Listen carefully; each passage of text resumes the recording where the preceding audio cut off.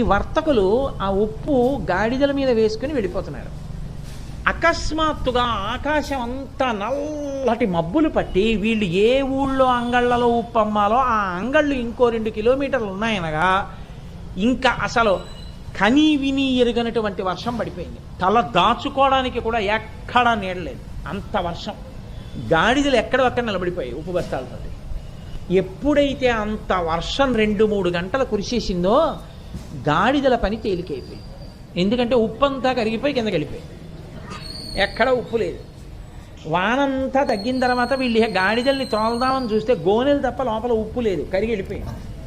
వీళ్ళు బాధపడుతూ వెనక్కి తిరిగి వస్తున్నారు. అందులో ఒక వర్తకుడు అమ్మవారిని నింద చేశాడు. ఏమి నీకు నమస్కారం చేసి ప్రయోజనం? నీకు నమస్కారం చేసి బయలుదేరాను, గుప్పెడు ఉప్పు అమ్ముకోలేదు, ఉప్పు అంతా కరిగిపోయింది. ఈ పాటి ఉపకారానికి నీకు నమస్కారం